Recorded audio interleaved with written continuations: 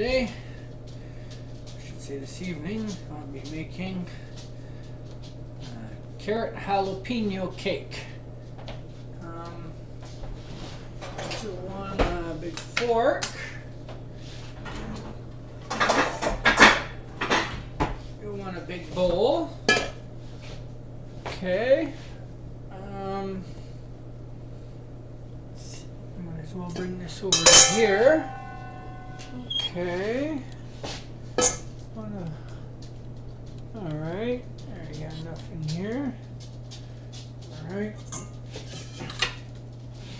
Okay, you're going to want to start off with, you're going to want 3 eggs to start off with, large. If they're not large,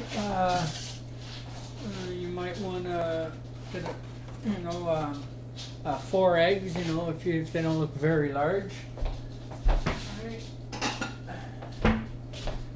You may want to crack your eggs in a bowl prior. Alright. Okay. 1.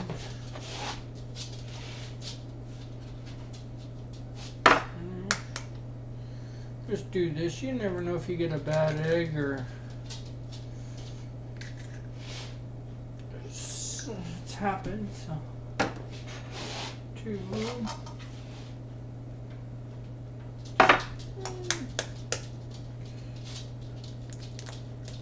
3.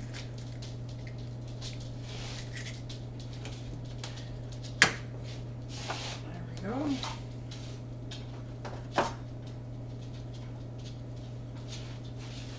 Ready? Back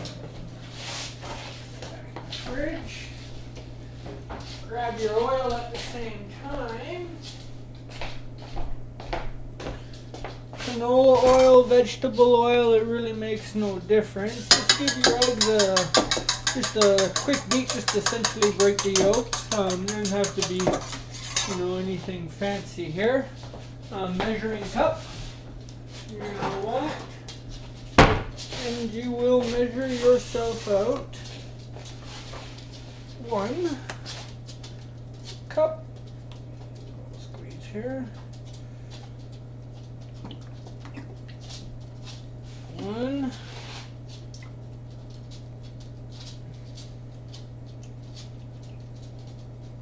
And a half a cup more. All right. There. Half a cup more. There. I'm just gonna let the cup sit like that just to make sure to get all the oil out while I put away my oil.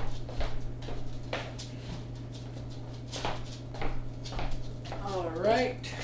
Bring over the sugar at the same time. Alrighty. So here's my oil. Let's put that in now. Now, your oil and your eggs whip together. Now, if you didn't know, egg whites, oil, and then you add some vinegar, that makes mayonnaise. And if you've ever seen some really, really good, delicious, creamy cakes come with mayonnaise. So, the egg yolk won't make a big difference, it's just you won't get the as creamy, because it's going to add. But you want to put it to that consistency where it all looks to be one. So you don't, that you don't see the oil or the egg separated. It's all mixed in equally together. Alright. Now you will want, my measuring cup for my sugar is 1/3 of a cup. So I'm going to put in 1, 2, 3, and 4. So that's 1 cup and 1/3 of sugar. Alright. Mix that up.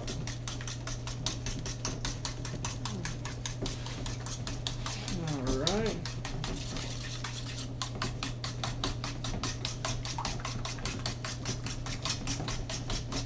Again, you want to whip this up together. The combination of ingredients is somewhat important, because if you put the oil or the sugar in at a later point, especially after the flour, good luck at that point there. You have to mix it with your hands. If you forgot to put the sugar or the oil in, mix it with your hands. Don't try a fork or maybe a machine. I don't know, I don't use machines, but I know I've forgot to put sugar in before, and I forgot to put oil in at another time. And the best way to mix it is squishing it with your actual hands. So anyways, you got the sugar, the oil, and the eggs are here. Now we're going to get the cinnamon. Alright. Cinnamon. And it depends how much you like. I like 2 teaspoons of it in here myself, and I even heap them a little bit. Doesn't hurt. So I'll even show you. A little extra doesn't hurt nobody. Cinnamon's very good for you. Alright. Now you will also want jalapenos. Now my jalapenos are I dried myself. I just chopped them up into small pieces. The whole just took the tail off there, but you want at least 1 teaspoon in here. That's just a regular kick. Now that's why I tell people. Now if you really like a little more kick or a little more zing, go ahead and add yourself another one in there for 2. But 1 is what I tell people. It's going to be like spice cake essentially. If you like spice cake. It's not that spicy. Alrighty. Okay. There we go. Clean off my little measuring spoon. Now I put these in right now so they can start to absorb the spice and the heat of the jalapenos, because it takes a while for that to come out. There we go. And it smells delicious already just because that's cinnamon.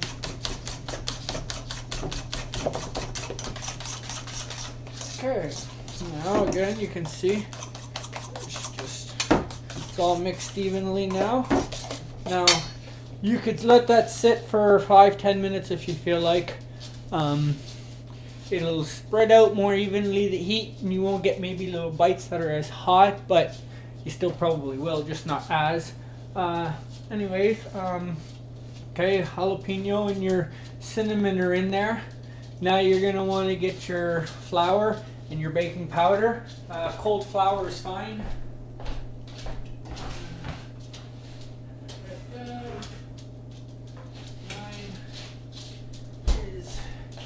My flour comes in out of the freezer, unless I need it for another reason. Anyways, you want 2 cups of flour. There we go. Alright. 2 cups in there. Okay. Now you want your baking soda. You can use baking powder, but I prefer to use baking soda because baking powder just has baking soda and some other stuff in it too. But you're just trying to get it to lift. So anyways, you want 2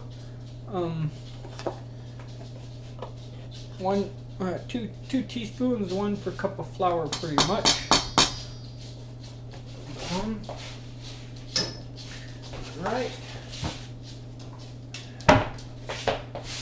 Now you try to just mix it a little along the top to get the baking soda mixed in.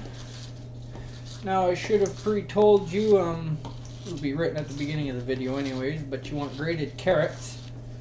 You wouldn't want to do it now. Once you've added your baking soda, you have a limited amount of time because it's going to want to activate itself to start to bubble in there. So you want to have grated your carrots already. Now you'll notice it's sort of thick. You can see it's not very, it's not super thick, but it's peanut butter thick. anyways, now you got a good amount in there mixed. A lot of people will think this is a lot of carrot. This is 4 cups of carrot. It might seem like a lot, but trust me, once you cook it, or once you even mix it, you'll notice after a while it doesn't look like it. But once you cook it, you will never know the difference. Anyways, I just kind of squish it in there at the beginning, just a little at a time. You'll see it doesn't seem like the ratio is right at the beginning. You'll be like, wow, that's a lot of carrot, that's way too much carrot. But just bear with it, and I squish it back upon itself. There. And if you got kids and they want to get squishy with the hands, it's a good time to do it too now. This is the one time I forgot. When I had it right before I put the carrot, I had realized I didn't have sugar one time, and another time before I put the carrot, I forgot I put the oil. And you could tell by the consistency something was wrong. So anyways, now you're going to start to see that the carrot doesn't seem to be as prevalent, I guess. Or it's gotten a lot thicker. Okay, there we go. All right, now that's essentially done. You're going to want a rubber spatula to scrape the bowl and put it into a baking pan, which you want to.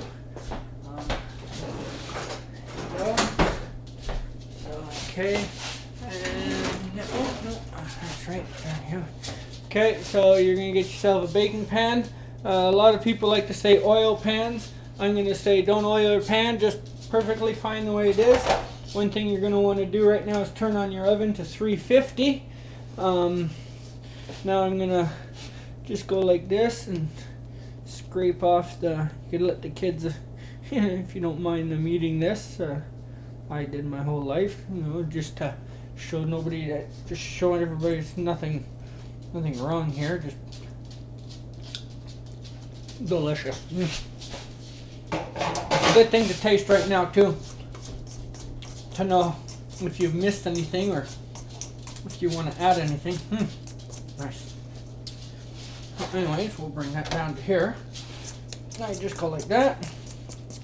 You can see the consistency I have here is quite thick. That'd be no problem at all. I've made this cake 100 times at least. At least. My favorite cake is this one. Alright. Yep.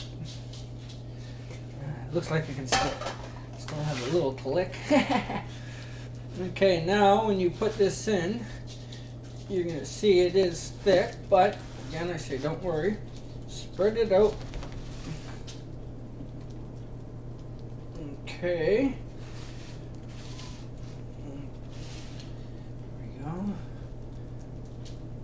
Into the corners. And now pull from the middle of the cake and to the sides more, and get your sides of the cake up higher. This is one reason I like the thicker batter here, is for doing this. Get the sides up. There we go.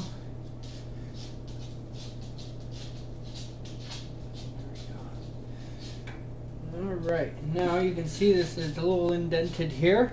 It's maybe about, I don't know, a centimeter and a half in the middle. More like 2.5 up on just around the edges. Not at the very edge, just around the edge, about that far. Dips back in a little. But you'll notice how it'll come out to a really even cake here. Anyways, I'm not hoping for an even cake. I'm fairly certain I'm going to get a even cake. So anyways, like I say, just keep it in the middle. Okay, you got your light on in the oven. You want to put your rack in the middle. Let me just move that over a bit. Just put your rack in the middle. You're going to set your cake in like so. And it's literally ready. It's going. Now just clean up your few little things. What I'm going to do is I'm going to put the cake in for 30 minutes to the timer. Start by that right away. And then at 30 minutes, okay, start. At 30 minutes, I'm going to turn the cake around 180 degrees, so the side that was in the front is now in the back. The cake is centered in the oven. It is not at the back. It's not more to the front. It's perfectly centered. And at half an hour, I'm going to turn the cake and I'm going to leave it on for another 10 minutes. Then I'm going to put the timer back on for another 10. Then I'll shut off the oven, shut the timer off. That'll be a total of 40 minutes. And I'll take the cake out then and put it on the counter to cool down really, really quickly. Anyways, that's pretty much the cake. I'll be pulling out of the oven and probably cutting it and maybe trying to eat a piece right away. Usually I wait a little bit because they're really, really hot and it's crumbly a little bit when it's really, really right out of the oven. But I'm sure we'll probably be able to get a piece out of there. Anyways, I guess we'll just be letting it cook there for 30 minutes and then turn it 10 more minutes and then it'll be out. All right.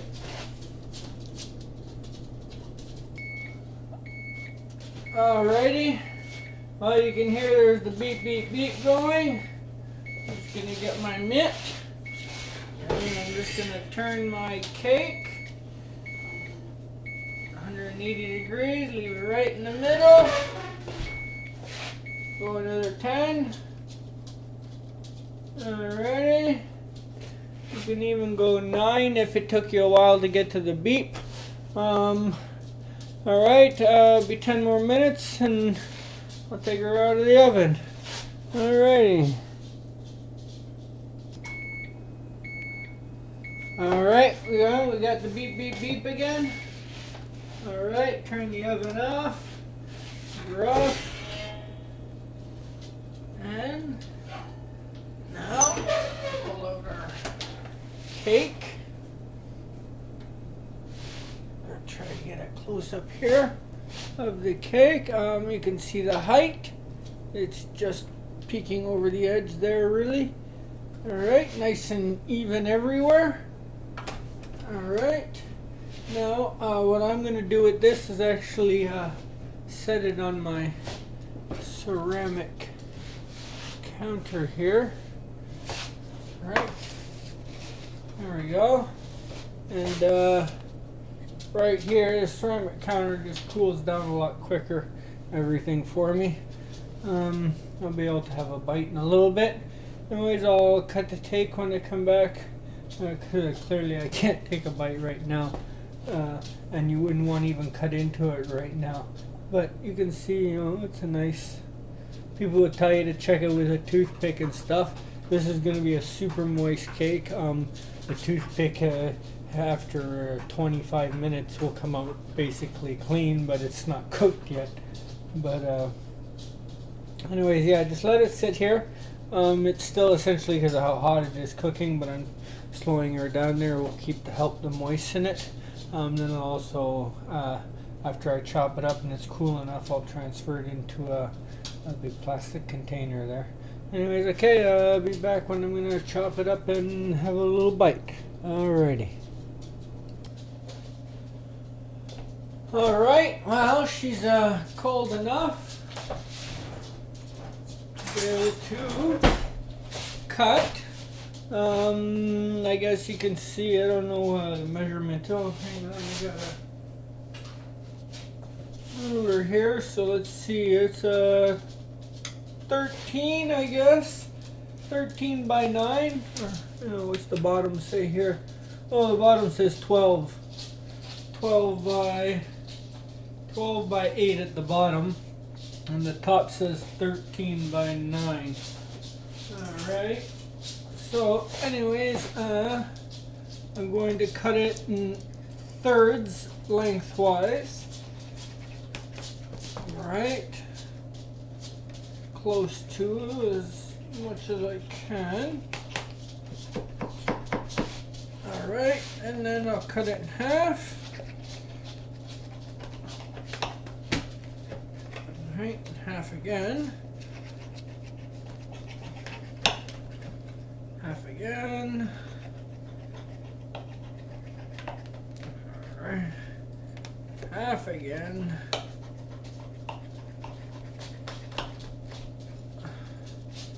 Half again.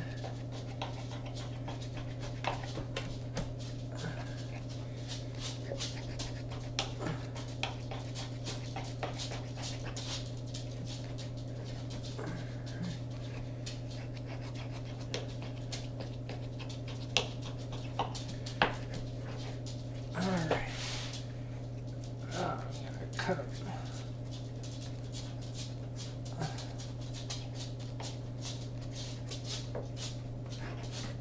Alright. Cut them down here. I'll leave the middle ones as bigger pieces. I myself, my favorites are the sides. Alright, so we'll just pull one out. Be able to show the bottom. Hey, nice cook. Still hot. But super moist.